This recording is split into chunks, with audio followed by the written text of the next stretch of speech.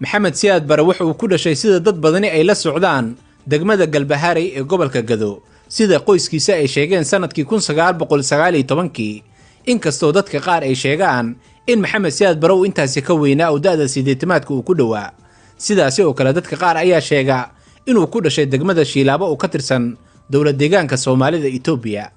maxamed siyaad bare hooyadii waxa la oran jiray waxa laga yaabaa in dad badani aysan maqlin ee Shaqlan Warfaa isaga oo 16 jir ah wuxuu tagay magaalada Beledweyne halkaas oo isaga iyo dhalinyaro kale oo la socday ay iska qoreen booliskii Talyaaniga sanadku markuu ahaa 1936 dalacaadii ugu horeysay wuxuu qaatay sanadkii 1941 isaga oo noqday alifley boolis ah 3 sano kadib waxa loo diray magaalada Nairobi halkaas uu tababar u tagay dugsi booliska lahaa oo magaciisu ahaa Jim School sanadihii kontomaadkiina wuxuu tababar kale u tagay dugsi kale oo booliska ay lahaayeen midkaas uu ku yilay dalka Talyaaniga sanadihii 60maadkiina wuxuu ku biiray ciidamada qalabka sida isaga oo ka baxay booliska markii dalka Soomaalida oo gobonimadiisa qaatayna wuxuu noqday ku xigaha taliyaha ciidamada isaga oo ku xigay General Daawud markii uu geeriyoodeena isaga ayaa noqday taliyaha ciidamada qalabka sida ee dalka Soomaalida 1969 Oktoobar 21 ciidamada qalabka sida ayaa waxay la wareegeen xukunkii dalka dhowr cisho kadib markii madaxweynihii dalka Dr. Cabdirashiid Cali Sharmaake lagu dilay magaalada Laascaanood markaas oo maxamed siyaad bare uu gudoomiye u ahaa saraakiishii afgambiga dhigay ee riday dawladii rayidka ahayd ee uu ra'iisul wasaaraha ka ahaa Maxamed Xaaji Ibraahim Cigaal wuxuu dadka reediyowga kala hadlay Oktoobar 24 1969 dhowr cisho kadib markii ciidamada xukunka ay la wareegeen qodbadiisii ugu horeysay codkiisa ma hayne wuxuu ku yiri waxaan awoodda dalka kula wareegnay magaca dadka Soomaaliyeed iyo magaca dalkooda ay jecel yihiin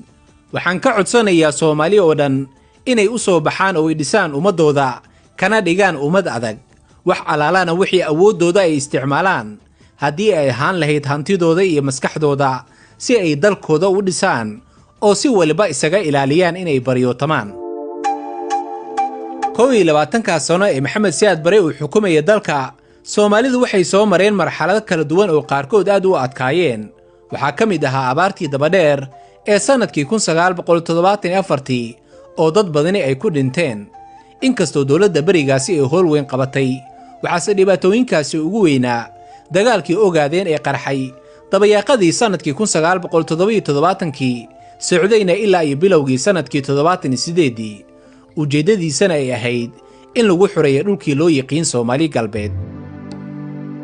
dagaalkaasi oo Soomaalida markii dambe lagaga adkaaday waxaa kacaankii uu hogaaminayay maxamed siyaad bare ka soo gaaray qasaarihii ugu weynaa ee xagga militariga siyaasadda iyo weliba xagga dhaqaalaha taas oo dad badani ay sheegaan inaysan ka soo bogsan dawladdii maxamed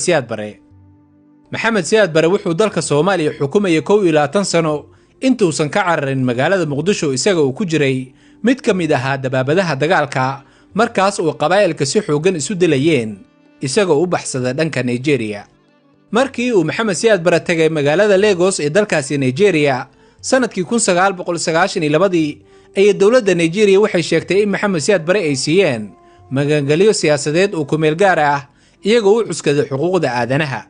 koox ka mid ah kooxaha u dooda xuquuqda aadanaha ee dalkaasi Nigeria ayaa go'aankaasi ku eedeeyay inuu yahay mid haybadda qaranka hawada ku daraya waxayna ku baaqeen in maxamed siyaad bare dalka laga saaro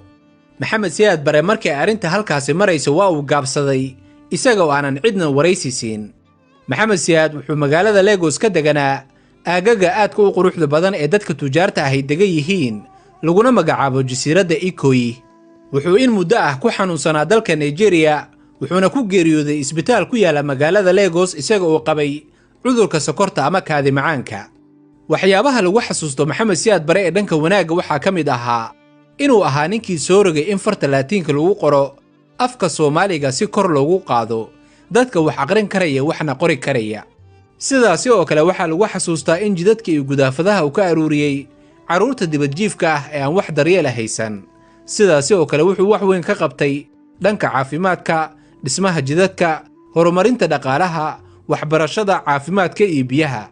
qaladaadkii ugu weynaa uu sameeyay waxaa ka mid ahayd beenintii aayadaha quraanka dilka wadaadada xasuuqii shacabka waqooyiga loo geystay xilligaasi oo burburkii dowladdiisa ay bilaabatay iyo weliba ku dhaqanla'aantii shuruucda dalka loo sameeyey.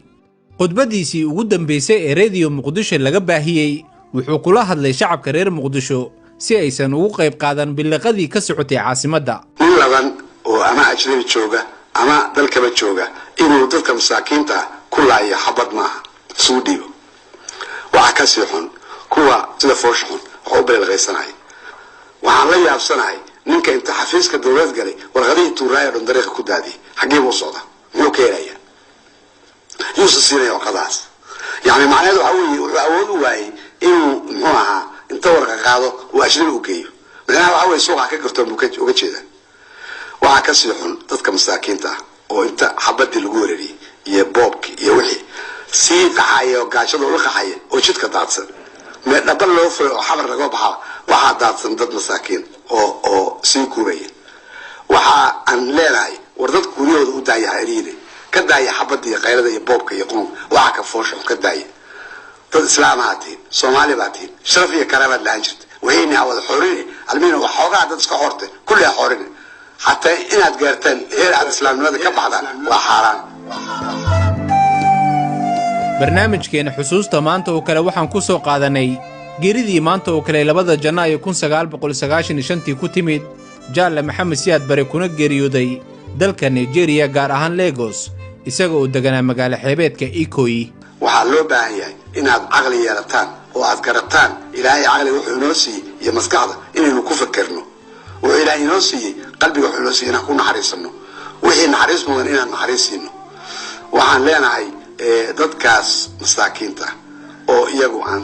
عربي كريم أو عرورتا أو ضيالك أو حبراء أو هوينك أنت عندنا سكتاي يجنا وحلو باي إن أنت إيمانك غلان إلهي سبحانه